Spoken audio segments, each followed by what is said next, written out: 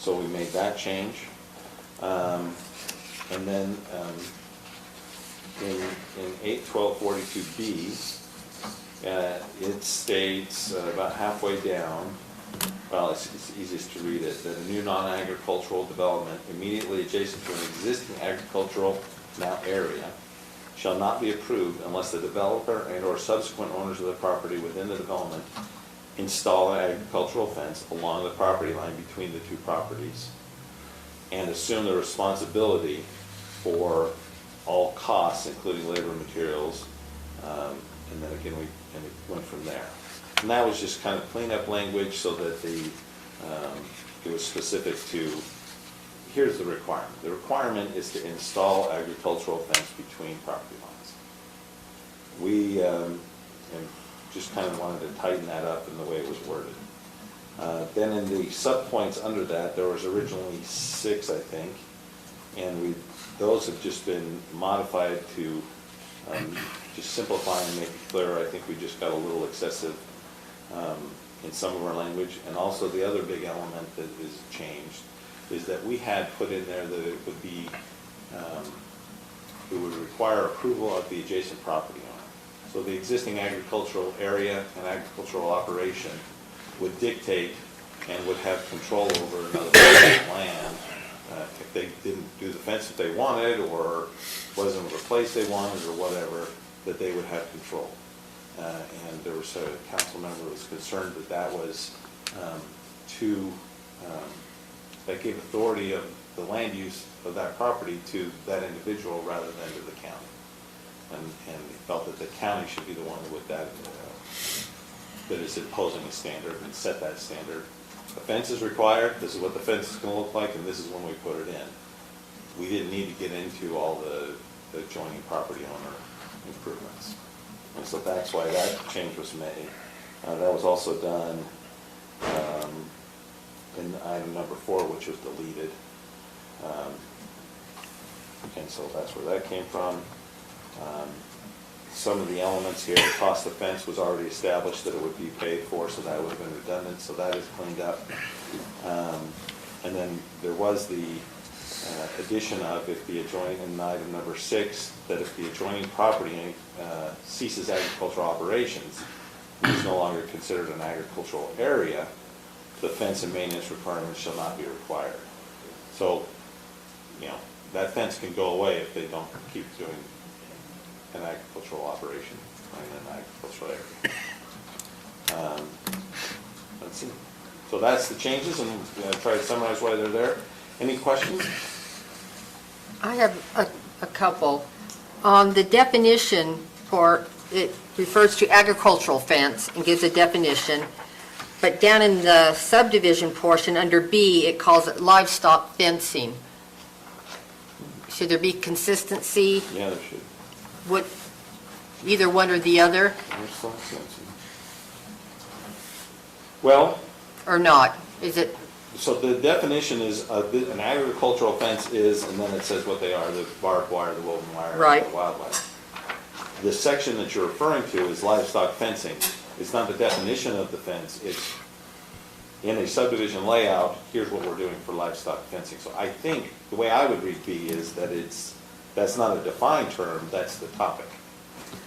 but would someone realize that the livestock fencing would have to put in an agricultural fence? Well, that's For a livestock stated fence? in the paragraph below that, and actually that would install an agricultural fence, the 4th line down. So that's where the defined term is. Okay. You have to install this The defined agricultural fence, that's defined, okay. But Long the as- section is not agricultural fencing per se. If it's not clear, then we can fix it, but No. I didn't go there. Okay. And then another question regarding fencing. Let's say there's kind of an old existing fence, and the developer, as he's developing his property, tears down that existing fence while he is constructing the subdivision. This ordinance doesn't take that into consideration because it talks about the fence has to be in at the building permit. Well, because this would So- be requiring a new fence to be around a development. I think the situation you're talking about would be just destruction of your neighbor's property. That's not the point of this ordinance. That's a civil matter. That's a whole other thing, well, it might be a criminal matter. But Yeah, But I don't think that's a land use issue per se, that's just somebody else damaging my property. okay. I don't think it would be appropriate to address it here. I'd have to look to see if it's available. I mean, I'm sure there's other sections of code that say you cannot damage other person's property, real or personal. Okay.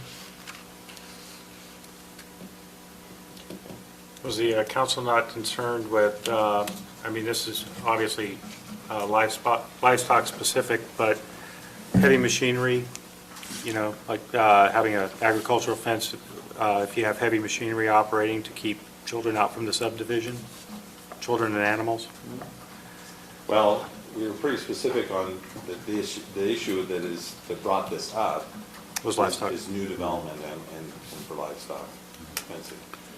And I think heavy machinery and that type of thing, I know we dealt with it in Rollins Ranch around the Staker pit when they were excavating. They were Right. required to have a fence through a conditional use process, so that is where that type of issue would. Yeah, we could mitigate that with current standards, I think. Okay. Based on the operation, so there was some stuff in temporary industrial operation, they would have to apply for a conditional use permit. Well, so if you're up next to a wheat farm, if you're putting a subdivision next to a wheat farm, now you've got heavy machinery, you know, certain, or, you know, hay, alfalfa, whatever, heavy machinery, and you don't have basically a way of restricting, you know, dogs and kids and whatever from wandering over onto the land. Well, that is not addressed here, Okay. in short, but at least there's somebody driving that machinery, and it would be sporadic.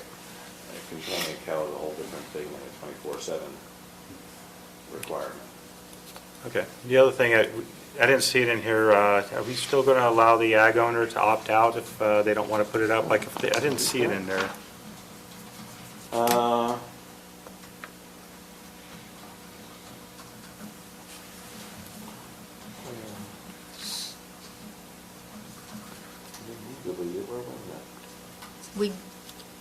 We had an opt-out, I thought. Yeah, but I didn't see it in here when I was reading through it. I might have missed it. Well, I might have accidentally deleted it.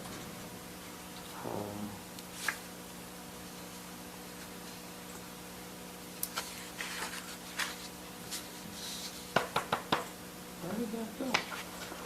Yeah, By mutual agreement? there or was no intention to take it out.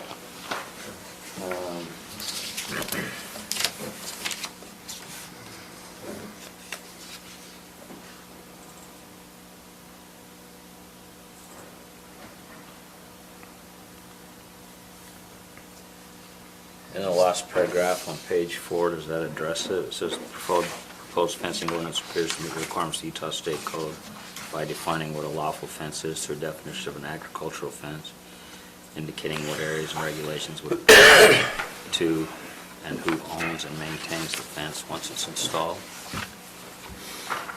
I mean, that would allow that by my understanding of it. Yeah, well, that might work. I think it,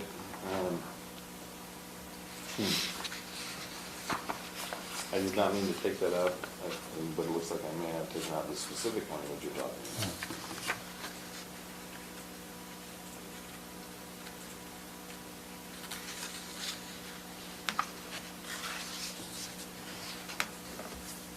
And I can't remember. Where it was. And I'm trying to remember if the council had any specific issues on it.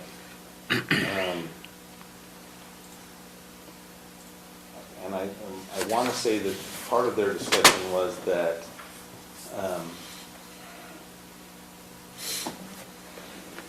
that fell into the adjoining property owner making a decision, but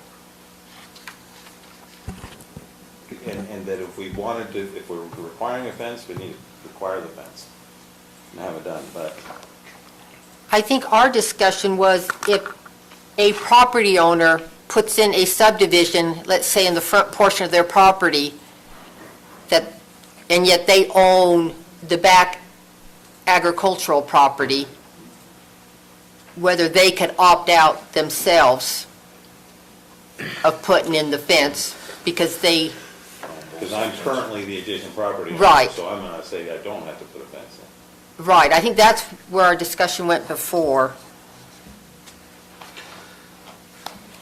Right, but according to this, it's, They would still have to, it would have to be, they would have to be forming a residential subdivision, commercial subdivision, or industrial subdivision, or a development established with a development agreement. Okay, so, yeah, that's any residential subdivision. So think of a time where you would, if you owned both pieces of land and you wanted to subdivide one, but you said, I own both, I don't want to put a fence on there, but what would the intent of the subdivision then be, if it weren't to sell it and develop? Well, if you're dividing amongst, like, children or something like that, I mean, do you see that, So 10 years later, I'm just saying, so 10 years later, your children sell their house, and now it's a residential use. So I don't know, at what point do you not need that fence? And the purpose of the fence was to protect the livestock. livestock from, or Operation. separate the livestock operation from the residential use. The only time, I remember our conversation, but the only time I remember talking about it was if they wanted to carve out an acre or whatever, put a home on it. But that wouldn't be a subdivision, it wouldn't drive this. The only thing that would be the actual subdivision process, I think the way this reads. And in that case, wouldn't you want to have that fence, even if they did own both? Wouldn't you require that for future? I don't know. Yes, unless they stop the livestock operation, so yeah. I don't know. Well, and getting what we've done, or whether or not it should be in there, I just wonder about setting a double standard. Oh, here you don't have one, here you do. Well, that might be another issue, just for everybody does. Those are the rules for everyone. Okay. Happy to do whatever you guys like to do if you want to put it back down. And that's what the county council is asking for us to re-review it, look at their comments, and then make any changes in their recommendation. So, is this mainly I mean, we talk about agriculturals, but is it just for livestock, or is it deal with like hay fields? Well, Livestock. the concern was that our definition of agricultural area was a little too wide. So it wouldn't deal with hay fields. The issue of safety is that, the hay's not really gonna hurt anybody. No, other than the subdivisions and then some kids going through it and destroying some farmer's hay. Yeah. But that's, the concern was fencing in or out livestock. So I guess we when didn't It was go- just we didn't livestock go to issue, that. yeah. Yeah, So, but when you say again- agriculture, to me, that's more than just livestock. Okay. It's just- No, and that's fair. And But that's why they, Yeah. we They got a limit it little to too out of livestock control. for Forests and this. Sod crops, green crops, trees and fruits, vegetables, nursery, floral, ornamental stock. Well, in some of it, you gotta think, there's not too many orchards in Morgan. Your main thing is hay fields or the animals that would be your fencing. And I guess the fence is much more to keep the livestock from interfering in the development and having that be a burden on the farmer. The liability The li- issue, yeah. Well, For I'm the- not even saying liability, just that the neighbors are not, if you want to develop in an agricultural area, and I'm imposing that new development in an agricultural area where I didn't need to worry too much about my fencing, you are now responsible to fence out my livestock. I'm not too worried about your stock. It's not about keeping the kids out of the farm, per se. it's Okay, a It's a so- livestock. different issue in my Let- mind, but whatever you guys. Let me pose another one for you then, too. I have a farm or whatever, and at this time, this section of ground I farm on with just hay. This piece over here, I run my cows on. Someone builds in the middle of them, and then all of a sudden, they gotta fence this one, and they don't fence this one, but I wanna move my cows now over to this one. How do you handle that? Well, if you've never had cows over there, then it wouldn't meet the definition of agricultural area, because you haven't been using it as grazing land. So if you want to change it after the fact, then that's on you to, you know, to deal with. But if it's defined as an agricultural area and it's a seasonal thing, hey, every year I have my cows in both those fields, well, then they would put a fence around the whole development.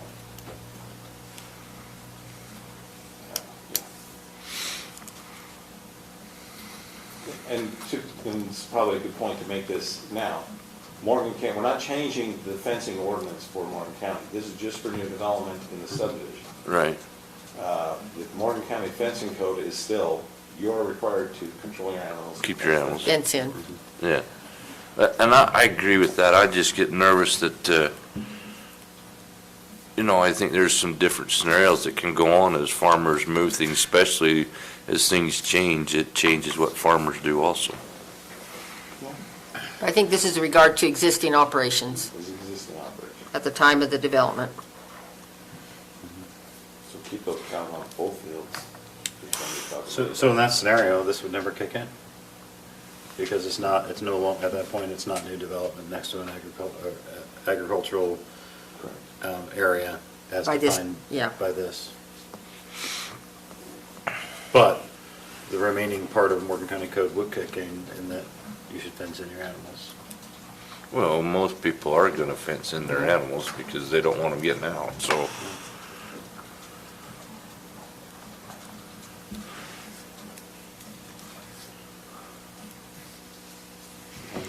Are we ready for the public So, hearing? one more question, and just thinking, because through this whole process, but they're required to have the fence done at permit, on a building permit. Is that too late in this stage of the game? You know, if they're coming in developing, they're putting streets and everything in, who knows how long that process is? Would it be better to start the fence at the initial part instead of waiting until building permit? I think it depends. What is the purpose of putting that fence up? You're protecting, Well, there's a chance that the fence is already gonna be there, it is. you know? Right. But I guess what I'm thinking is if we're requiring a fence, they're gonna need a fence, then they're gonna need it at their beginning and not at when we're starting to build homes. I guess when I put that, as I wrote that, my thought was that gives the developer time to work on the development. If the animals got out during that construction period, it's not gonna do any major damage to a residential house or a lawn or things like that, which is what the cattle would be going for, or water or whatever. So in my mind, I was thinking that the issue didn't really start to kick in until there's a house there. And at the time of building permit, which would be a good time, not too soon, but not too late to do it. But, I mean, we could say the fence has to be the first thing up, and then they run over it, so. Yeah, but they have to fix it, right? Oh, yeah. I mean, that's stated in there, they have to maintain it, so, But before the residence is there, there's not the same level of negative impact. That would be that's I the guess thought I'd- process, but. I look at it as a little bit more than just, if you got livestock, whatever, yeah, they're gonna impact this area here, but it could move on. So if you're gonna make them fence, do it right at the beginning and be done with it. So prior to recordation? Well, or before they start doing any groundwork. Well, they're doing groundwork. Okay, between preliminary. and final. Yeah, what would trigger it? That would be my question. What would trigger the fence? I mean, I can see, you're thinking like groundwork in the sense that they're doing perk tests, Well, they things can put like that roads or in. whatever. No, I was thinking road grading. Yeah, they can do Between roads, the two. start roads at- Before preliminary and final? in between, once you get Yeah, preliminary. Preliminary, they could begin work on construction documents. And Well, then to me, that's when you put the fence in. so prior to any construction on. I mean, if you're required to put the fence in, do it up front and be done.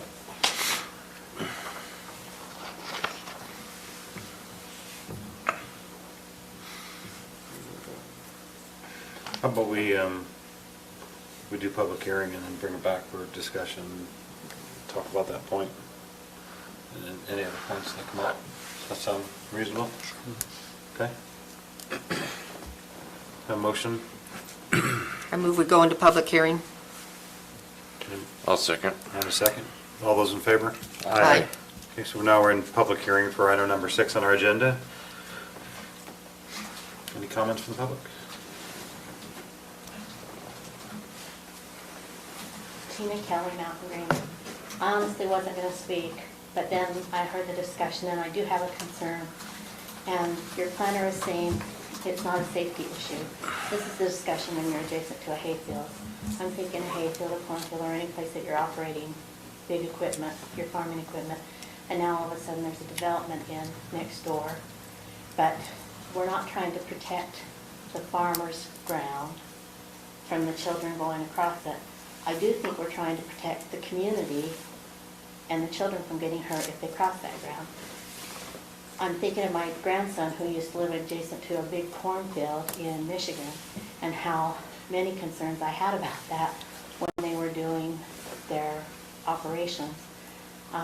He was trained, told many times not to go in there, and his friends were told many times not to go in there, and they were shown the equipment and what it could do, and there's accidents every year. I'm thinking safety issue is for the community that's going in next, adjacent to. I know the thought was for livestock, but the safety issue is for the kids. Sure, they'll probably have a chance to go over the fence. There's fences there. That's one obstacle that you put in for safety purposes. And that would be my concern. I'm not concerned about the farmer's ground, because I'm sure that the farmer's concerned about their ground and is watching out for it. But I am concerned for the community that's coming, that's moving here and not used to those operations and what's going to happen on that ground. Thank you for listening. Thank you. Anybody else for public comment? No? Okay, there's no more public comment, we'll take a motion. So moved. Second. So a motion to go out of public hearing, all those in favor? Aye. Okay, so we're now out of public hearing. Back to discussion on item number 6. One of the points that we should discuss is Shane's point about the definition. You want to better define your concern so we can talk about it? Well, I just think that permit stage for building permits may be too late, that it ought to be when ground's broke or when work begins. That was one comment. Chris, you made comment about provisions for if you own both things of the land, both pieces of land, so. What other concerns do we have? Just want to capture that we address them kind of all in agreement before we move forward. My other concern is with Tina too. I think that it's broader than just your livestock. So can that question be answered in this forum, or do we need to pass an additional ordinance talking about kids? Pass an ordinance that requires you to fence your kids in? Yeah. Can you do that? Because this is a livestock ordinance. Can we- Right. That's Right. what we were trying to solve, is the livestock issue. How about we, great question, Steve. Let's just see if we have any other things to talk about. We'll just kind of go through them in a list. Dustin, do you have anything? No. I agree with the children thing, but I'm Okay. not sure this is the right thing. So how about we start at the top of the list and we just talk about the stage at which we recommend the fence gets triggered. As it reads right now, the trigger point is permit. Shane's made a recommendation that we make that earlier. What do you guys think about that? I actually agree with him myself. I think it's a good idea. He what? I agree with him. I think it's a good idea. Any other comments or opinions on that? Well, as I see it, if you have a livestock operation, there will already be a fence out. You have fenced your livestock in from your neighbor's property. The fact that your neighbor's putting in a development, that fence should already be there. We're basically talking about a new fence being put in. once that development is complete. I can't imagine a livestock operation that wouldn't have a fence, Now, what if and their you're- cows are already going on their neighbor's property. I don't understand. What if you're selling a portion of your property that isn't fenced? And they're gonna put That's different. Yeah, But if we're talking about separate ownership, I can't see of a situation where there's no, you own livestock, but you don't have a fence between you and your neighbor's property, and they're going to put a development in. So, There's existing fences, and they may be in bad shape, so if you're saying that, then why even have the ordinance? because we have situations where a development has gone in, and the existing fences were in terrible shape, but it was an okay situation because there was not an attractive nuisance being built, such as landscape and water for the cows to get on. Once those houses and landscaping go in, then the cows were just going right through the fence because the fence was not containing them. It was, So my next thing then, your building permit comes, first building permit comes in February. Then what are you gonna do? well, can they build in February? If they can build in February, then You you put the can build fence. 12 months of a year, The fence will have to be put in. and that, they're not gonna break ground on subdivisions too much in the winter, but they will build in the home. So we can't even approve the development, according to this, without the developer assuming the responsibility for all costs, including labor. So we're not even approving it before they assume responsibility. Yeah, And now we're saying you have to have that installed before building permit. So here's the next thing for you with it also, okay? Is a developer could be different than your builders. So the developer comes in and develops the ground, but then you got other people that's actually building the homes. It's not even the developer. Right? I just think the wise thing on that one's, if you're gonna make them do it, you do it right at the beginning, when the developer is starting. So what would you propose? That it's just, the permit's taken out, and that if you're gonna require them to it, they're required to put the fence in as they break ground on that But subdivision. that's before they even have final. Well, that's the gamble you take then. I mean, why are you breaking ground and doing groundwork if that's the case also? You're spending money for that. So if I'm nervous about it, then I would break ground after I have my final if I gotta put a fence in.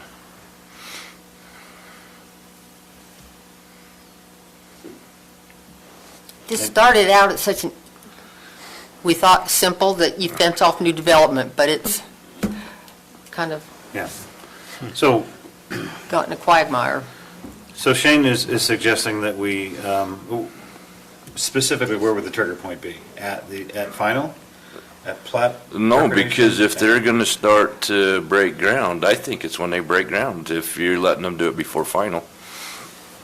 And I the don't reason know how is, you- Yeah, I don't know how you control that. That would be my question. How do you control when they break ground? To meet Shane's point, number 4 would just be the fence shall be installed prior to subdivision development construction. Subdivision construction beginning within the development. Prior to any subdivision Any? construction beginning within the development. If you don't want to do building permits a lot cleaner, but this is fine too. And I understand what Lance is doing, that's just a good spot to do it. Good trigger point. It's a tree, yeah, I understand that. I just think, in my mind, that if we're gonna do them, we do it right at the beginning and not wait. I just think you have, if they gotta do it, then do it first, be done. That way, we don't have to worry about anything. Wasn't that what he just said? I must have missed what he was saying. No, He's saying I mean right any- by changing, like he said, and doing away with it at building permit. I think you're agreeing with what he just said. Yeah, I like what The- Lance just said. Okay. So the fence shall be installed prior to any subdivision construction within the development.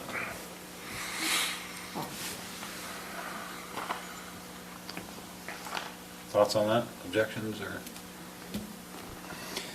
guess the only couple thoughts I had was, can you think of any situation when they're developing that they'll be tearing down fences to, They have, and so how quickly do they have to repair that fence? Well, That- immediately. now with this ordinance, they would have to maintain it. Before this ordinance, they have torn out fence and never put it back in. Okay. So as soon as they're done with whatever they're doing, they have to, do we need to put in there, they need to repair it immediately? No, it says they need to maintain, I thought. The only thing it said about maintaining is the fence they put in. What about the existing fence? Well, if they're putting in a new fence, they don't have to maintain the old one. What Lance said was that would be, could be a criminal or civil. Yeah, if they tear something down that's belongs. That's where that's addressed. I don't know that we can, can we address it in a land use ordinance? That's what I'm saying. I mean, it's confusing Oh, to I me know. because I have a hard time seeing exactly when this fence on the subdivision is gonna have to be put in. I'd like to know of a case where that's happened, just so I could visualize it, because I just don't see where this ever is working. The case where what? Well, you're making someone come in with the subdivision, is doing it, and then putting a fence around it to start with. I just, Oh, no, we've never done this. We've This is never done totally it. out of the box. but that's what I'm saying. I don't. Feel I the just need don't- for it? I don't see the scenario involved with it that's gonna require that. I don't know, I'm just asking, I'm confused.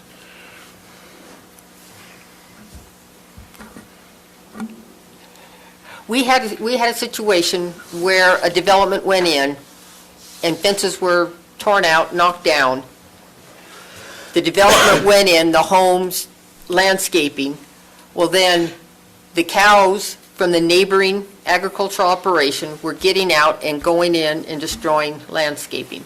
Okay, Escaping. but this is different, because that one they tore them down. This one, you're saying that they're coming in and putting a development in, and now they got a fence around the development. Right, and it will probably be where the old fence was, and the old fence worked when there was not an attractive nuisance for the cows to want to get out to. But Okay, now, with the new development, there will be. so are we saying then with the new development that I got a fence, okay, keeps my horses in. It's an electric wire. It's worked for years. All of a sudden, the grass is greener on the other side. He's gonna break through it and get into them homes. They're gonna have to tear my fence out and put one in? Because that's not what this is saying to me. That if there's an existing fence there, unless you don't want to put something, if there's an existing fence that needs to meet this new criteria. But right now, the way I read it is, to me, that there's no fence there. They're coming in, putting a fence in. Or replacing the old one. So you kind of described two situations. If there's no fence, it's really clear. They have to put it in to maintain it. And that one's easy. Right. That one's easy. But in your situation, for example, if they came in next to you and were doing a development, your fence is on your property. They would have to put a fence on their property. Yeah, a lot of But if it was fences done go down the maybe- property line. Well, Well, they can put it just inside on their it should property. be, on your own property, but anyway. They could put it just You'd have inside to on their work- There'd have to property. be a little cooperation on where it would go, you know? So, and I guess, But so the that's, burden is now on the developer to deal with that. Maybe he can cut a deal with you and make it work, but it's his responsibility. That's the intent of this ordinance. Do we don't think there's a need for this ordinance? Maybe,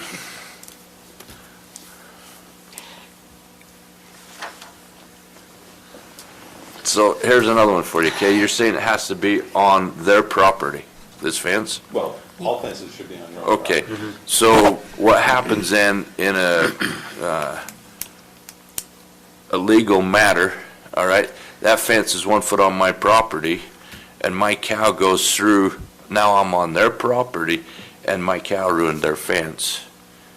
How are you gonna stop the legality of that? Because the cow has actually left my property. See, and that's one of the complications of this, I mean, and that's why the developer needs to, if you're proposing a new development in an agricultural area, you need to fence off your development from the agriculture. and it puts the burden on them to do that. I think there's a lot of scenarios where we could get into where you would go, where it gets muddy, but that responsibility to put up the fence around their new development would have to fall on the developer. So, and I'm fine with that. My only thing is then is the farmer needs to realize and know something with this, that he needs to maintain his fence on his side also. That fence just in that development is not both of them's fence, basically. Well, Because fence, again, going back to state law on fencing, now the state law on fencing kicks in. but, And how it's maintained and those issues between property owners. but go a little bit to the way that it works here in Morgan, okay? Fences go down property lines. Okay? That's where your fences are. If there's a fence here, and I'll show you at my house, it's a prime example of it. The fence goes down, this is my neighbor's, the fence is right, the property line, through the middle of it. We share the fence. And that's, I guess that's what I'm seeing with this. That's how most Morgan's set up, has been for years. Okay. So your fences are on property line. I don't know, the whole thing. I Well, don't they'll put up like. a new fence that meets the standard. That's what the ordinance is doing, is simply requiring that any new development to put in a fence along its property line between the development and an agricultural area. Do they tear down your fence and put up a new one? Well, they can't, because then that comes to your criminal thing, unless they're gonna Well, replace yeah, I it. was gonna say, so that's a different issue. But we're setting a community standard for new fencing around new development. Well, what's happening right now is it's putting the burden on the livestock owner to constantly go and repair fences because their cows are getting out to get to the landscaping and the water that they can smell. The development's created that attractive nuisance. So do we want the burden on the livestock owner, or should the burden be on the developer No, I that's agree. changing the use of the ground? I mean, I agree with making the developer do it, I'm not arguing that. Okay. I just wanna make sure the farmer's protected in every way that he can be. Well, we required the adjacent property owner, the developer, to put in a brand-new fence to these standards I think, at their own cost. and They maintain have to it. maintain it. So it's protecting the existing farm operation, agricultural area pretty well, I think. I agree. Any comments on this discussion? Second one that we wanted to talk about was Chris's comment about previous provision that we had in there, if the landowner was the same for both pieces of land. That's what we took out at number 1, at the discretion of the adjoining landowner. That's where it, Now, where were we getting with that? and if I remember, the council's discussion was they didn't want the adjoining landowner. I think that's, Yeah, the land use control. to have the control from the adjoining landowner, not the county.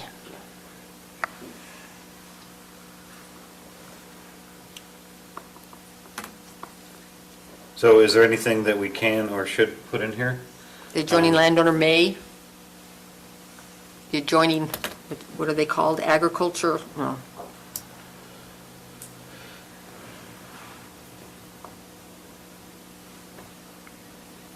May opt out?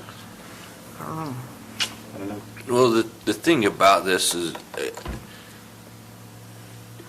if they're running cows back there, they're gonna put the fence up anyways. I mean, the only argument they're gonna tell you is I already have the fence there that's going down the property line instead of 1 foot on my property. So the fence is already there. And they're gonna maintain it because it's their own cows, it's their own property. So just leave it. I think so. Okay, the That's third fine. thing we want to talk about was You don't have a comment? Do you have a comment? No, I did ask, I'm sorry, Steve. The third thing was the broader safety concern. Do we address whether it's broader than just livestock? I think we're just addressing livestock with this one. What's an example of broader than livestock? Hayfields. We had a member of the public Safety of raise the kids. question about the safety of kids. So if it's not, if it's agriculture and someone's growing hay or something like that, do we want this ordinance to protect the kids? From the corn chopper. Yeah. It goes to keeping the kids off the road too. Is that going to be entirely different fencing, though? Yeah, yes, it'd have to be non-climbable, Yeah. yeah. I don't disagree that's a real safety concern. I'm just wondering, so the intent of this draft ordinance is to go into the subdivision ordinance specifically for new development and agricultural And- fences. So I For don't disagree that livestock, that's, yeah. and livestock, excuse me, as we've defined livestock to be in this ordinance, or as we've defined agricultural area to be in this ordinance, as exclusively livestock for a reasonable expectation of profit. So I don't know that we can or should address it in this ordinance, but I think we do have standards for that. Just like we would for like an industrial, a temporary or permanent industrial operation, conditional use permit, or any new land use that comes, we could apply standards for that, right? Yeah, but in the industrial one, it would be the operator of the factory that has to keep, the kids out. And here we're still, trying to say it's not the operator of the farm, it's the subdivision that has to do it. But, I think we should just ask the county council, send this up and just ask the county council for further guidance on that one in the future if they want anything. For another ordinance. Yeah. If under the current ordinance, subdivision ordinance, can we apply, this is just kind of a general question, can we apply standards case-by-case basis based on the area? So someone comes with us with concept, with concept plan, we can't apply standards of concept, right? Preliminary and final, we can though, right? So could we make recommendation or add a condition for protecting kids from a combine harvester? On a conditional use permit, But for like Staker Parsons gravel pit, going back to that, yes, we required 6-foot chain link fence. Right. For a conditional use permit, what if someone was subdividing? You would be going, adding on to this in a whole nother. yeah, but that's, Because what does that fence look like? It's never been I- done. I don't know anywhere that's done. yeah. Okay.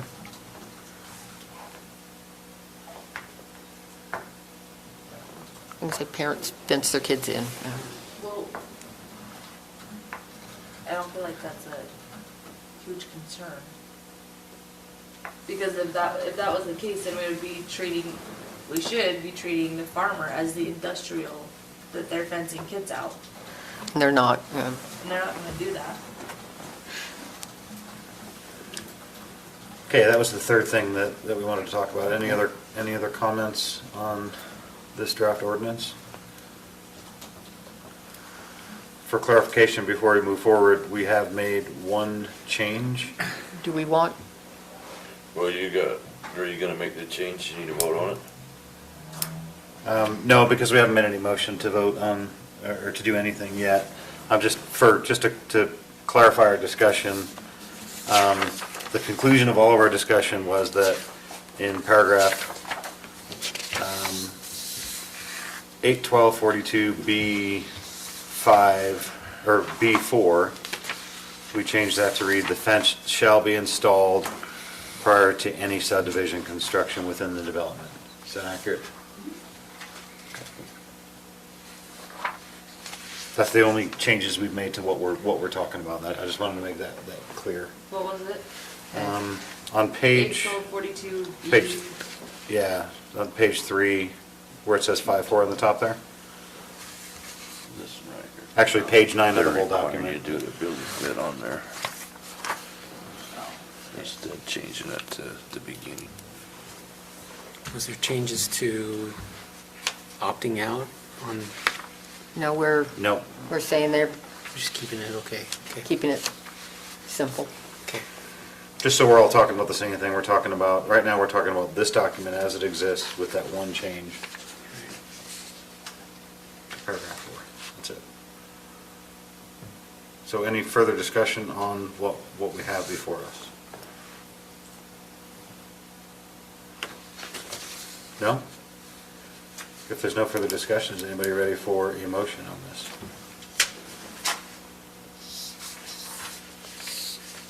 Question, are we comfortable sending it on without seeing it again? Or do, with just this one change, we're okay? Okay, my personal opinion is that as long as we're clear that we're talking, all of us are talking about this document in front of us with that one minor change, I'm comfortable with that. But what does everybody else think? I guess the only other concern I had was just maintenance, 100% still going to the landowner, The development. developer, excuse me, yeah. Yep. That was the only other concern I had about somehow, but I don't know how to do it, to break that up a little bit so it's fair. I know we've had a lot of discussion on it, and Yeah. I don't know that we have come up with an answer. I mean, we're making a recommendation based on what's in front of us. So certainly we could record any recommendations that you have, but I don't know collectively, I don't know that we know the answer to that. Right now, as it stands, the collective decision is it's 100%. the New developer. development. New development. The thing about it, though, in my mind with the whole thing, by doing it, is you got 2 fences now. Because if I have animals, I still got to keep them on mine. I don't care where that fence is at. They can't cross there, then I'm in trouble as a, The intent is this is a partition fence between the adjacent landowner and the development, so. I agree, but then it should go on property line and not in on their And it- property. So, I mean, I have to keep my animals on my property, right? If I have them, they're supposed to stay on mine, I keep them on mine. So, if you put the fence on their property, then I've crossed their property when my cows go through it. So, you're specifically talking, Shane, about B, A1242B, which says that, I'll read from the beginning. New non-agricultural development immediately adjacent to an existing agricultural area, which we've defined as livestock with reasonable expectation of profit, shall not be approved unless the developer and/or subsequent owners of the property within the development install an agricultural fence along the property line between the two properties. So you're talking about that line right there. No, read down further under one, now I'm lost on the numbering. Which one was it you Because it just says read, the Gary? On fence- page 2 on B, livestock fencing, Okay, yep, What's the, the underlined purple part where it says install an agricultural fence along the property line. So this is what we're voting on or whatever. We're looking at, this is the draft ordinance. so in that case, then it's saying it's going down the property line, Yeah. not on the developer Right. side. Right, And it's can- saying it's going down the property. and continue reading, and the numbering is off here, so maybe Lance can help me. I don't know, under B, it starts, like the second line, the fence is or becomes a partition fence separating the project site from an adjoining Where you at? agricultural area. What number was that? Is that 1? That's still part of B according to that. Is that still, yeah, that's, and is it part of B, or is that a, No, that would be a continuation of B. okay. So the last line in B, it states the fence is the partition fence, the new fence. Oh, I see it down here. If you go to, I don't know, page 2 of the clean version with the accepted changes, much easier to read there. So now, in that case, so now I go back to my existing fence. So do we need to put something in there that if there's an existing fence, that it has to be brought up to standards for a developer? It already says, It already says that. Where? that they shall install an agricultural fence. But my argument is, I'm gonna tell you, the fence is already there. Well, they'll replace it with the We new, replace it. with the new one that meets our standards. Okay, I- that's how I under- as long as that's what it says. Right along the property line. That's how I understand it, but And you see a developer come in and say, well, there's already a fence there. But it's not one of these standards. it doesn't meet If there's this, a fence there to these standards, then it's done. Yeah, they just have to And they maintain assume- it. They assume maintenance of it at that point. okay. I hear you. It's just the day and age we live in. They No. can twist it however they want. But a fence has to be, the new partition fence has to meet these standards. Okay, as long as that is what that means, then I'm fine with it. So if we look at the clean one, that's, paragraph 4, B4 is going to say, "The fence shall be installed prior to any subdivision construction within the development." So we're looking at the clean one, right? Can you repeat that? To B4. any subdivision construction within the development or in the development? What did we What is just say? this clean one? It's on page 11 of the whole thing. He's just talking about changing that. Starts on page 11 of the whole thing. What preposition? It says clean. No, no. Oh, The preposition, Oh. is it within the development or in the development? I had it recorded as within the development. Within, Prior to any subdivision construction within the development. okay.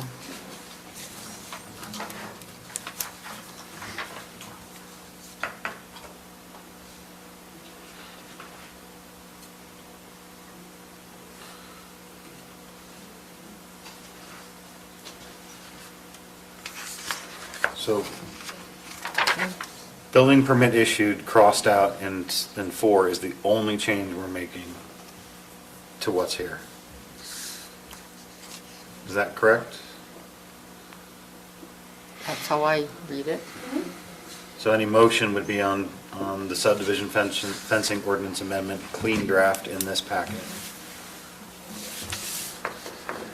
Just so we're all on the same page.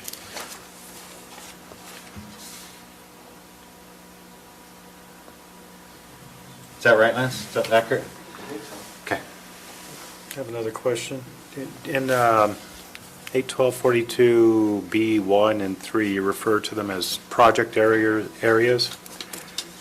Do you want to call those the development areas? Because project area almost sounds like while they're constructing versus the whole, it's going to become a development eventually. Which one are you on, Chris? Basically same as we were before, so 81242B1 and 3, they refer to the development area as the project site and then the project area in paragraph 3, which makes it sound like this is for construction purposes rather than a permanent fence or a permanent requirement. So you're recommending in paragraph 1 to strike project site and replace that with Development area. development area? And then same for paragraph 3. Okay,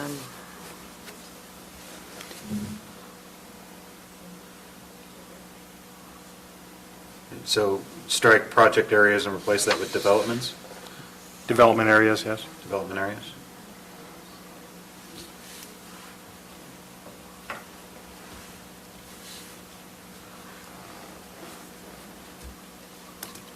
Any comments from anybody about those? repeat where they are, so I'm positive, Chris. 8-1242B, paragraph 1 and paragraph 3. Replace project site and project areas with development area and development areas.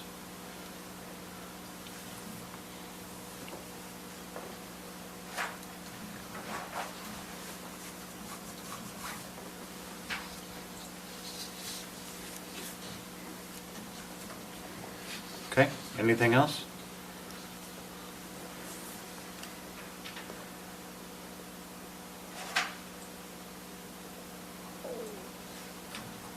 You guys ready for a motion on this then? Are we gonna have to change our date from January 1st to whatever day this was passed? Or can we still apply it to the ones from the 1st to now because it's in the works? I consider that and just decide to leave it as it is.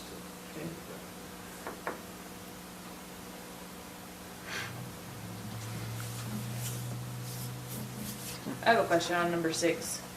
So it says that if it stops being ag operations, then the maintenance requirements shall not be required. So then we're just gonna have a deteriorating fence around. Yep. Kind of like what happens to fences now.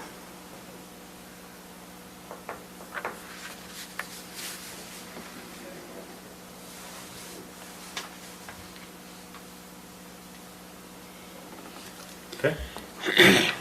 Anything else? A question on that. So sometimes ranchers move cattle around. Say he moves cattle out of that area for 5 years. It becomes not an agricultural area anymore.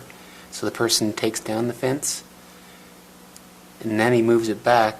How does that apply? Because that person wasn't actually developing that area. Does that make sense? Who's defining when ag operations cease? Okay. So it would be grandfathered in for 2 years according to the Morgan County Code. Uh-huh. And after that period, once it was no longer the use of grazing, animal area, the agricultural area was no longer met, and 2 years would be the grandfather term, then that goes away.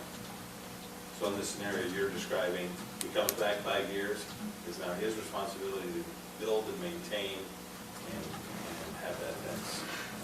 It is no longer the new development. Right. 5-year-old development. So it doesn't retroactively apply. Well, if you decide to move cows back in, you have to put that fence back up. Obviously, that would be- Even if no homes have been built, because the fences was installed at the beginning of Yeah, if you're construction. developing a new agricultural area, your fence in ag regulations from the county would be applicable. So the farmer would have to put the fence back up And maintain it. and maintain it. Okay. Why, if they were doing a rotational grazing, why would we punish them for doing the rotational grazing? Because they're no longer using it as an agricultural area, so why would the fence need to be there? Ag area defined as what? According to this draft ordinance, it's defined as, Land devoted to the, you want to read here? yeah, Well, land devoted to the raising of livestock with a reasonable expectation of profit. technically it is, because the reason they rotationally graze is so that ground can go back up for the livestock. How long do they usually rotate? I don't know. We don't rotate ours, You can do intense rotation, or you can, but then you have CRP ground. I mean, we're just into the weeds. See, I guess when I read this, I read it as like it's completely stopped. Maybe you need to put in that if they're no longer running cows for 2 years, or you say 3 years, then that fence doesn't have to be maintained, but at least you got a hard number there for everybody to know, the farmer, the developer, because that's really a gray area to say when agricultural is stopped. With agricultural operations, and rotation is part of agricultural operations, so they're still, What if we said in verse 6, if the adjoining property ceases agricultural operations, not including rotation, or whatever verbiage would be appropriate? we're really getting bogged down. 'Cause I can- No. Someone asked the I- question, so. I understand. I don't know, My only concern about that is now you're granting, is going to be inconsistent with the rest of the code regarding an allowed use and a grandfathered in use, Okay. legal non-conforming use. And you're setting up a conflict there, and then just grandfathered and legal non-conforming uses are difficult to monitor and manage now. Okay. It's a simple issue of if they plan to keep using that as agricultural area, they have to bring a cow in every year, just like they would on, to maintain the greenbelt status of a property. And if they can't do that, or they're not doing that, then it's really no longer an agricultural area, and I think it would go away. I think the developer would have to notice that you Yeah, stopped doing it. I don't know that, He'll notice if he's maintaining it. yeah, well, I mean, I don't notice. There's no what- way for us to enforce this anyway. I mean, Yeah. this Yeah, becomes I- a civil issue, No. and No, and just- the state code, I think, Because, covers disputes over fencing and. Yeah. I don't Okay, think he can do you that. brought up about Greenbelt. Again, we're in the weeds, but Greenbelt allows for rotation and setting aside ground CRP, and it's still part of Greenbelt. So maybe Haley was saying, rather to reference, when the adjoining property owner ceases agriculture, Greenbelt qualified agricultural operations. You're always going to be in Greenbelt with your acreage. No, but so- we're talking about the livestock portion. So we're in weeds. Tying into a definition from another, from the Right. assessors and tax code, because it would be convoluting the issue. We've got a definition of agricultural area. But not agricultural operation. Well, it says if it ceases an agricultural operations and is no longer considered an agricultural area. So if it's not, doesn't meet the definition of agricultural area, So why don't we just say that then when then it, the fence falls down, it doesn't have to be maintained and put back. Okay. if the adjoining property ceases to exist as an agricultural area? I guess it's saying the same thing. It's saying the same thing. Okay, like I say, Yeah, that'd be clear.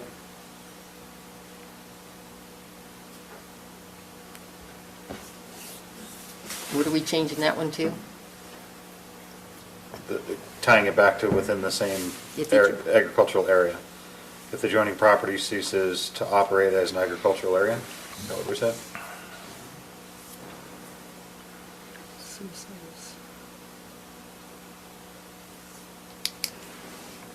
Yeah, that's better.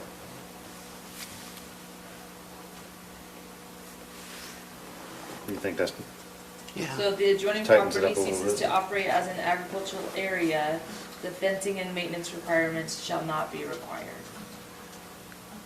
Yeah.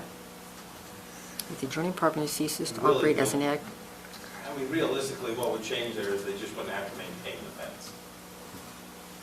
yeah, unless they intentionally tore it down, but I can't, Even if it came down, it wouldn't have to be put back, it wouldn't have to be maintained, because you're no longer using it as an agricultural area. and again, it would be, the argument would be, why did you tear down the fence? Because you ceased agriculture, right? No, I didn't, just rotated my, Well, that's where and I don't know, I mean, we're trying to be predictive, I don't know. I think that's a little more descriptive. yeah. the way it's written now, Mhm. with the proposed change. So we're And it- making lots of changes. We have 4 so far, to be clear, 3, 4. and we'll review them. Yep, we have 4. Are you keeping track of them? Any other comments or discussion on this article before us that we're going to make a motion on?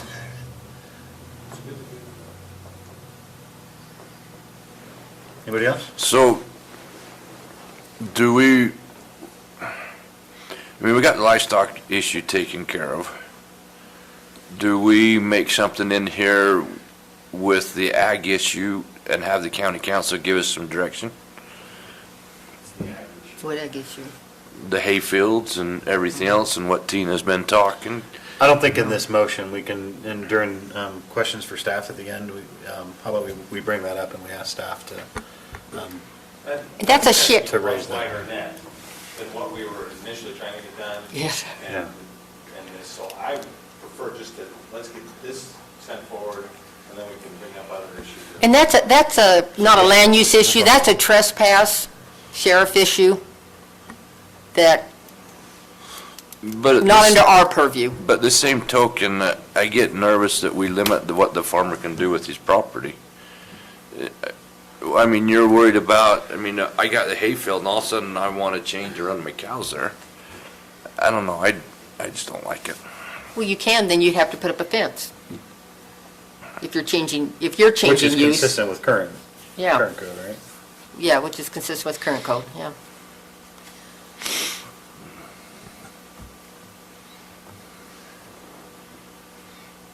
Anybody else? I think I had one more thought. But you could I just thought- put up an electric fence. I thought the council had one concern about where the development is and where it stops, and there's like no fence, the cows can, or animals can still get around. Was that addressed? Yes, because they still have to fence, then it becomes the fence-in ordinance would take Oh. effect. Okay. Then the ag operator would have to fence in his cows. The developer has two options. They can either put, That's what this ordinance is doing. install or maintain that portion, or they can They're- put a fence what around the they're entire trying to do development. is if you got Right. cows, But if, that because of the beyond the grass development. and all that stuff that's So gonna the attract new livestock development to come ends. through it. Right. So they're Then requiring you them go to back to the fence the fence cows ends. out from Right. getting in there. Okay. But Yeah. This only covers that portion. Adjacent to the new if I have agricultural just a fence put in hayfield, by the developer, then that, but then it's is, no longer the those developer's people responsibility. come into Okay. my hayfield, so now it's a trespass and not.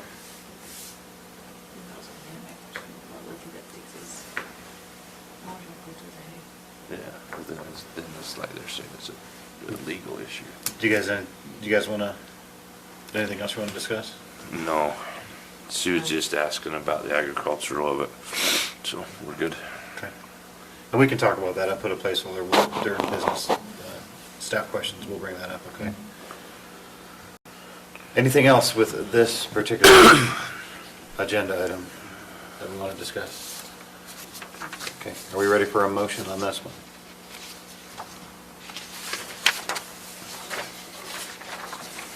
Is everyone comfortable sending it forward?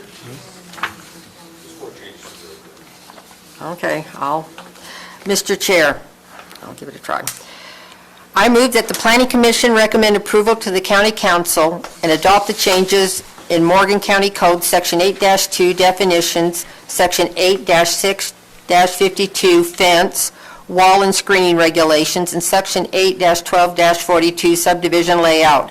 Application number 19.016, based on the draft code, the draft clean code listed in the staff report dated January 23rd, 2020, with the following corrections. In 8-1242B1, changing the words project site to development area. And in B3, changing project areas to development areas. In number 4, deleting the words building permit issued and inserting subdivision construction, so it reads, the fence shall be installed prior to any subdivision construction within the development. And in number 6, deleting the words agricultural operation and is no longer considered, and inserting the words to operate as, so it now reads, if the adjoining property ceases to operate as an agricultural area, the fencing and maintenance requirements shall not be required.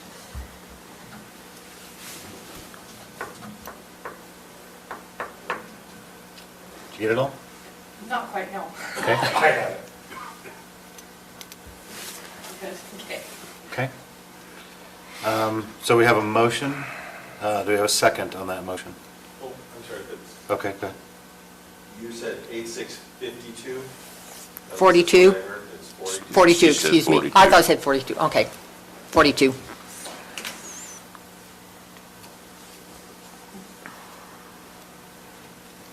Okay. Do we have a second on that motion? I second. We have a second. Any discussion on that motion? Okay, all those in favor? Aye. Any opposed? Motion passes. And we don't want it back. Awesome.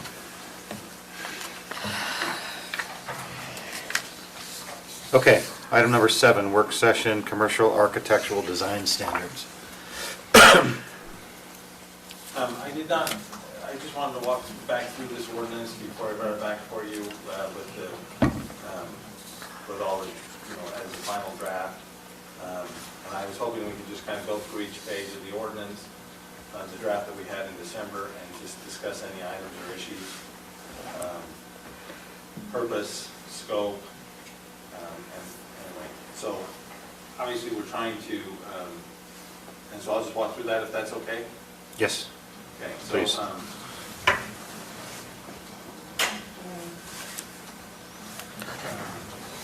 obviously, the purpose is to have a design to enhance economic viability and aesthetic value of Orange County. This would apply to all commercial zoning districts, and it follows the format of the town center ordinance, which is looking at design standards and guidelines. The design standards are required actions, the guidelines are just suggestions, and it would be evaluated during the land use permitting process. There's the list of commercial zones that it would be applicable to. We removed industrial zones for our last discussion. And then we go into the design standards for non-residential and mixed use. Again, showing another purpose, and then looking at the architectural design standards. I'm going to go through this really quick and stop me if you have questions.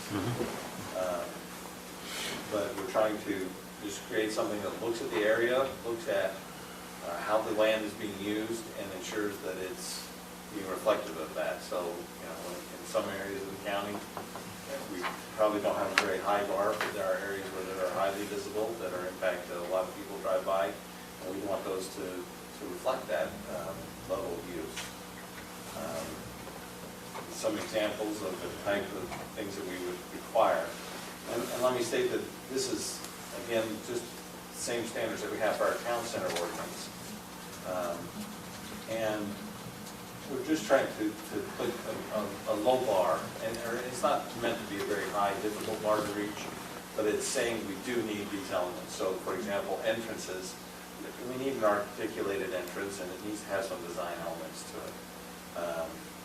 And with an unobstructed sidewalk, it should be pedestrian friendly, so it's clear, and the intent of that is just to make it a viable place, a business where people are, walk to and easily see and get into, and looks nice. Street facades are similarly, that would be the purpose there, that it's got a lot of glass, that it's open, and this is a standard that's kind of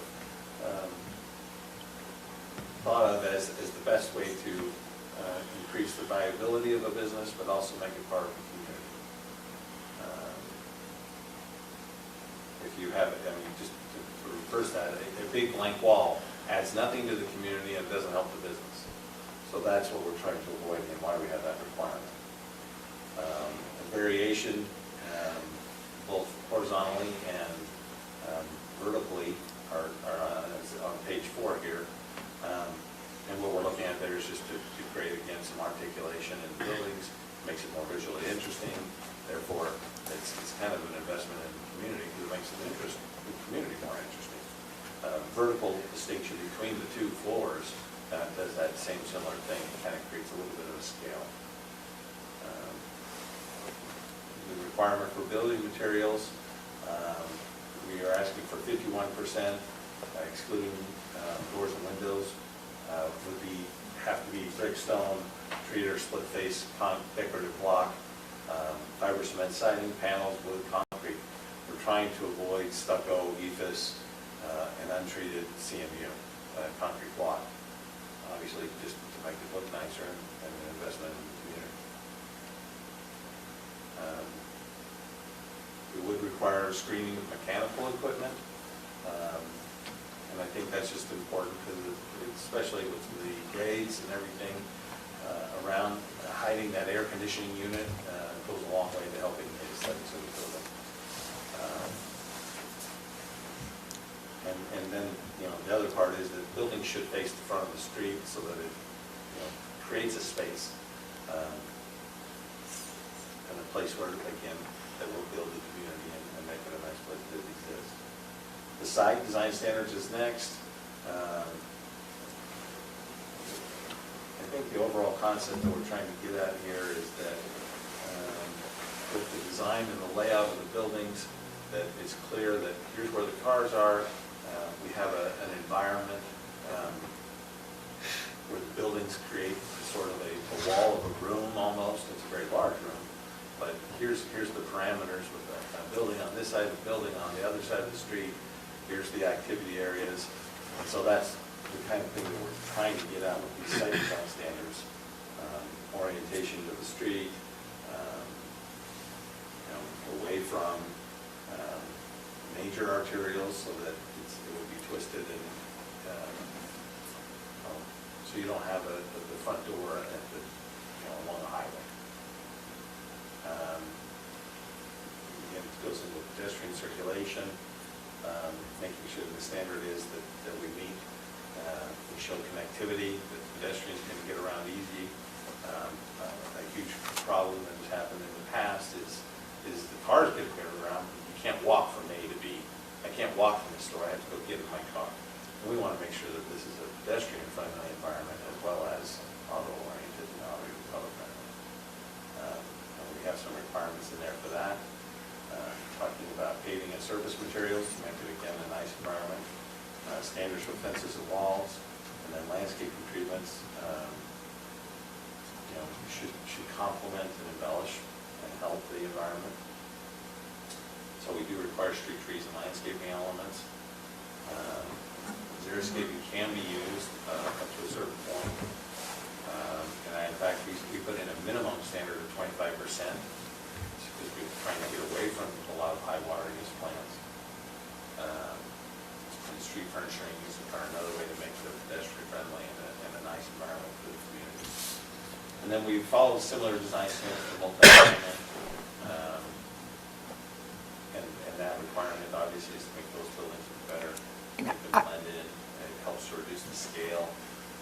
Here's some examples of, here's very clear what the building entrance is. And we have design standards for variation. Then we get into the site plan. The garages shall be oriented so that they're the back, they're not the front dominant feature. That's where the pedestrian front door is. The garages are at the rear of the buildings and access that way. I do have a question. They're really, the only residential in the commercial zone is the senior living type? We don't have multifamily in that. Does that need to be kind of relabeled or just call it residential? We left it in there just so that it would be, Instead of calling it multifamily is what I'm saying, because these patio homes I don't consider multifamily. Should we, maybe when you're adapting it, Mixed use. or is- mixed-use residential, or just yes, there could be patio homes, but I don't consider those multifamily. Hey, we just pause for just 1 second, Lance. Does everybody understand where we're at here? This is a preview, right? What's current state right now with commercial? we have no design standards. Okay, so what does it say, apart from industrial, what does it say? What references do we have for design standards? In the town center ordinance is the only where we have it. Okay, so I'm trying to figure out our problem statement here. So The you're, problem is that in the commercial highway, the neighborhood commercial, every commercial zone, they can come in and build whatever building they want. And we would have no say if they put up Gray's CMU block wall, 40 feet tall, 35 feet tall. Or a metal building? And it would and then it's there for a long period of time, or a metal building and that type of thing. okay, so that's the problem, there's a gap there. But our last conversation was that we were going to propose town center standards be applied, Correct. but that created more problems, right? In that, I mean, it wasn't an exact fit. Yeah, Right. because we were going for, we applied it to all commercial and industrial. The bigger issue was the industrial part of it. And we took that out, right? And we've already taken that out. And then it was just a question of, well, how far do we really need all the design standards? You know, a town center environment is, as I've been discussing, very pedestrian friendly, very, you're creating an environment, a place where the community can go and gather. Do we need that in all the commercial zones? And Okay. so what of these elements can we take out? So, Or do we, maybe we don't want to take any out? but Should we leave them all, you know, like connectivity, do we need, so, yeah, so what I'm asking is, I guess, is this, so you're proposing a whole new design standard for commercial? Well, I think if we can keep it as similar as possible to our existing, that will help us a lot, and consistency and no changes makes life much easier. But at the same time, maybe we don't need to hold all the commercial zones to the same standard. Okay. Is it possible to say commercial zones need to comply with town center standards, except for this, and this? Or is it? That would be one way. I would rather just said that the town center has its design standards, and here's our commercial design standards. Okay. Yeah, they're very similar, but when someone comes in with a commercial highway property or in a different commercial zone, I can say, this is your book. And they don't have to filter through and say, well, what's taken in and what's out from the town center.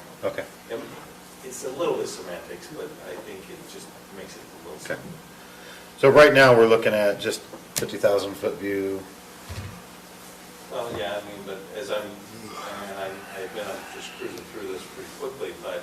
Because we'll need this in our packet to go through, and that's what I'm asking. I wanted to just kind of give you a refresher on it and say, is this the direction? Is there anything like Debbie's bringing up? Okay. And do we really need multifamily design standards in the commercial? Okay. Maybe we don't. Perfect. And just any high-level stuff that you immediately go, well, that's ridiculous, we don't need that. We don't want to control the architectural elements, or we don't need the screens and the manifold units on rooftops. You know, as I read through this and kind of cover it, what are your thoughts of what can come out, what should be added? Again, I would say consistency with the existing design standards would be good. So if there's just a few tweaks, then we can do that. Okay. Thanks for that. So, yeah, so high level, I just want to be clear that we don't want to get, I don't think we need to get too far in the weeds tonight. Just stay high level. Hey, this is kind of the direction. Well, and I think we're cruising through it pretty quick, Yep. actually. We're So out. We are. multifamily standards, like we said, do we need, I think we discussed this last time and we opted to leave it in. Like for the retirement. but they're not multi-family, but They share could be. walls, so they're multifamily. Well, some patio homes don't. Multifamily, I was looking for that. But retirement homes, most of the time do, they share walls, like the So river. if you had a three-story building that the top part was residential and the lower wasn't, then we need these standards. Right. It doesn't hurt much to leave them in. No, I say leave them in, maybe just title them different from the town center. No, I Well, say really, leave them in. It's really any residential. Any residential, yeah. It's not multifamily, it's just residential design standards in commercial zones. Yeah, so Okay, just, well, now, any residential, does In commercial to do zones. design guidelines on single-family homes is a whole nother thing. but these are in commercial, and residential is not allowed in commercial. Yeah, we really- Yeah. This is,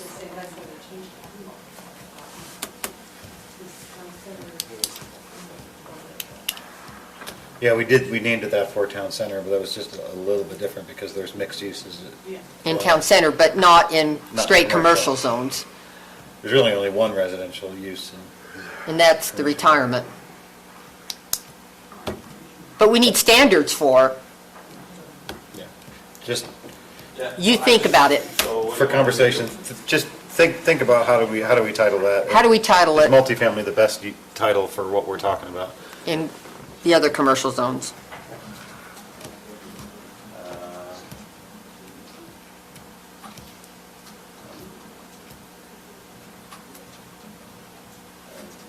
I think these are all good standards. I mean, the building orientation, so that the building's on the outside, the parking's on the inside, and it's not impacting the surrounding environment. That's a That's good. positive. Let's see. Now we get into connectivity standards now. We're not gonna have the same level because the town center contemplated a residential subdivision type development. These are gonna be much more, in multifamily, it would be addressed with the building orientation, and it's a single site usually. It's not a whole property. So these standards would be much more subdivision oriented. Maybe delete that? Less commercial. I think there are some things, circulation, traffic calming issues, I think would be good to keep in commercial. But I don't know that, and pedestrian connectivity would be good, but I don't know that we need to do the calculations. Everybody feel okay about that? Can I play with that a little bit? I think Chris wanted to do the calculations. Yes. No, I'm gonna take out any math. I need a compass and straight edge. Yep. Slide rule. Probably tone those down quite a bit.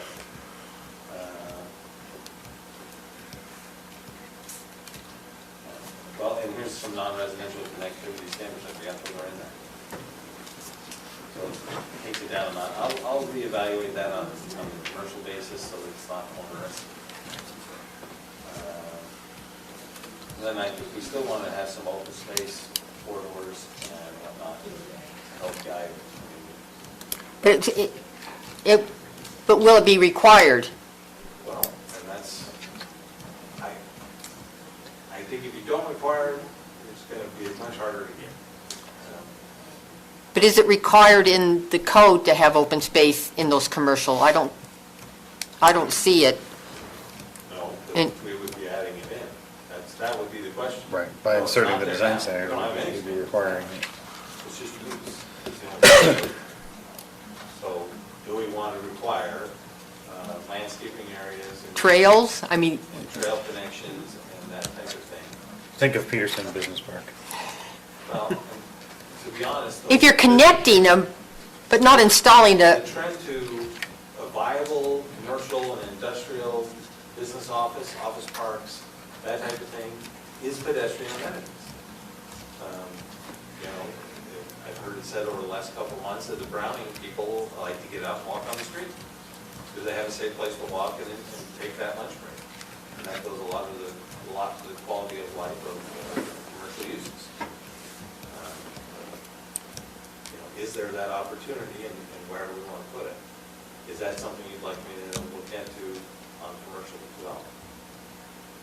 yeah, I think you can refine it to fit. Yeah. I think definitely keep it as a placeholder, and as we start to review it, we can kind of pick and choose.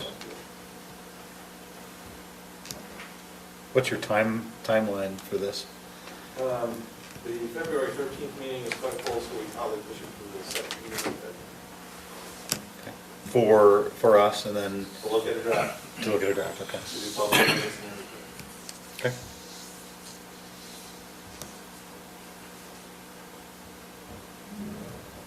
Any comments for staff on that one? No? On to item number 8 then, business and staff questions.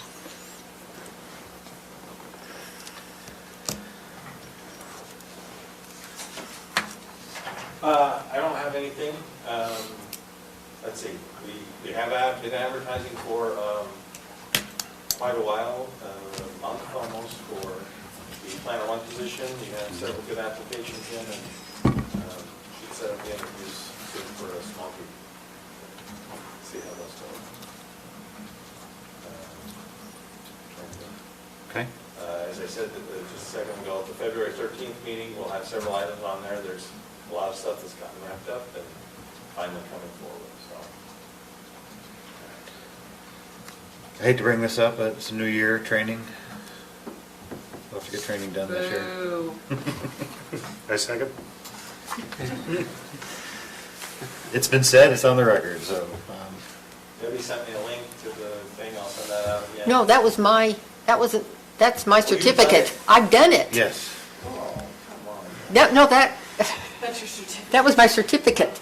Some people have completed their training already. Yes, good job. And it's even short, they only asked 5 questions this year. After watching how many hours? Yeah. 7 minutes and 5 questions. Okay, so, So there's really no. yeah, we have. No excuse, it took we have about to do 10 it minutes. individually. I mean, there is a. And that included me you could finding do it the as a site. group and record it in the minutes. Yeah, we could do that. We Yeah. could do that. It's really simple.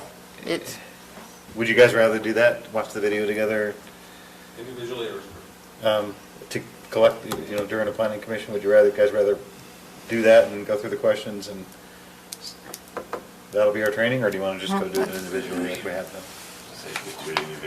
it's 10 minutes. You want one for the email. Okay, Individual. then we have a record for it, okay. Okay, next thing, the question was brought up about the crops versus children, kind of safety thing. Is that something we want to discuss and bring, I just asked the county council if they're interested in us developing something like that, get their opinion. Shane, you want to speak more to it? I just think whatever you do, you open yourself up for a can of worms. It's a trespass issue. I mean, livestock, raising hay, it's all agricultural to me, so. But the alfalfa's not coming into the subdivision. That's what the fence was for. Well, it probably would. It will. The question was raised, I want to just raise it for discussion and see how we want to proceed. If the council wants to have us do something, I'd look at it, but I'm not gonna tell them to do it so that we open up more to. And the concern was that kids are gonna get caught in the, Farm equipment. Okay. Anything else? see, my concern would be them driving the field, not. What have we got coming up? and ruining the crops. Getting injured. We had a big, what's that? Any highlights that you want to give us? Last year, we had a very busy year, there was a lot of stuff going on. Was there any highlights that we want to capture, just so we can get an idea what the year looks like? Yeah. Trying to get it all together. We do have a grant that we received for, do a general plan, Okay, and we're gonna start working on that, at a very high level, and start putting that together. are we contracting that out with that grant money, or Yes. doing it? Oh, yes. Yes, we hired an outside consultant, so we'll Okay. start with that. And it's joint with the city. So the grant was granted to both of us. There would be a lot of overlap in data, the baseline for most general plans. So, and then we would get into specific policies, kind of break out at that point. So we're still working on that, but that is, a benefit. Okay, so what does that look like for us this year? I think General by plan. over the summer, there would be a few work sessions, community discussions. I would like to see it go to more, town hall meetings tend not to be the best source of information. You really don't get a wide range of people and may not be the best use of our resources. So, but we'd have to do an RFP and get the consultant in and work on that from Okay. that standpoint. But So you're thinking that you would include that in the RFP, any meetings or anything like that? yes, well, and we're working on a scope of work, Okay. and we would work with the state. Okay. Speaking of long range. That takes the onus off of us for a lot of stuff. That takes the onus off of us. In the past, when we did the refresh, we were heavily involved with hosting and conducting public meetings and all that. So, Yeah, I think there's, I don't know, we'll have to, Okay. we need to outline the scope of work and start advertising. Okay. The Wasatch Front Regional Council is coming to the February 4th County Council meeting, their work session at 5:30 to discuss Inco or Wasatch Choice 2050, which is transportation and land use plan for, obviously, the Wasatch Front. We're immediately adjacent to that, they would like to discuss it with us, and, those impacts don't stop at county lines. Mhm. So, have that discussion. session. So you can attend that, but we would really like to have you there. Is that with Chris? No, that will be with, no, it won't be Andrew, it will be Julie and another person.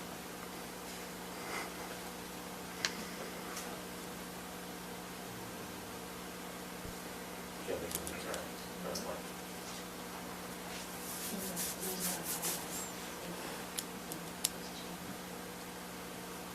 I know the feeling well. I know that feeling well. It's fine. And we have also advertised for the planning commission position because we're required to. Steve and Shane have, that's your name, right? You're coming back? Have said that they were interested, so I think we've got that process, but we do have. I Okay. have no idea. Okay. So that will go to the county council with recommendation once we. You have to find your replacement. The February 6th or 9th? Something like that. Okay. I close in February, so that'll happen. It'll be reappointed by the end of February. Okay. Or something good. Very good. Just in time for our March, our first meeting in March. That's right. Or we'll elect the leadership.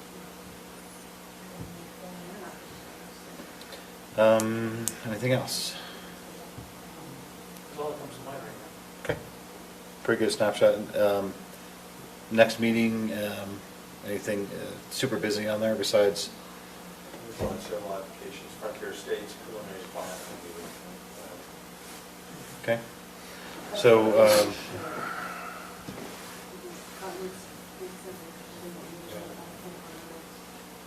Frontier Estates, we did the field trip on right before the snow started falling. Is that the one up in Trappers? The Smith one? Yep. Okay. So that's coming before us next meeting? we've already- Okay. All right. Any other questions? Okay. Did everybody get their comments in for the minutes for January 9th? I got the two that usually send them. Nobody else had any See, that I know of. right, well, we try and feed our information up to these guys and then, That's how it works, okay. for the record. Osmosis. Team plays to its strengths, that's all I'll say. Anyway, okay, so if there's no other questions, let's make a motion for the approval of the minutes. So moved. And a second, all those in favor? Aye. So moved. Second on that. Second. All those in favor? Aye. Meeting is adjourned. I seconded on the last one. Yeah. He beat Haley. You know what, hey Gary, you know what osmosis is, right? That's where things just get done when you're sitting around. Guess how often that happens. You end up somewhere, it's just not where you planned. Yeah. Ugh. Are we off? Before you. Are we off? So, Yeah, I'm done. we're not gonna do I was gonna that. Gary In the last 2 days. We're not gonna proceed with. Oh, is that right? Yeah, so bad. she found a place to Oh, live, so I guess now I've that'd got be- all this empty room. That'd I'm be not gonna put the money into looking No, at they it. don't, it's the funny thing, you know,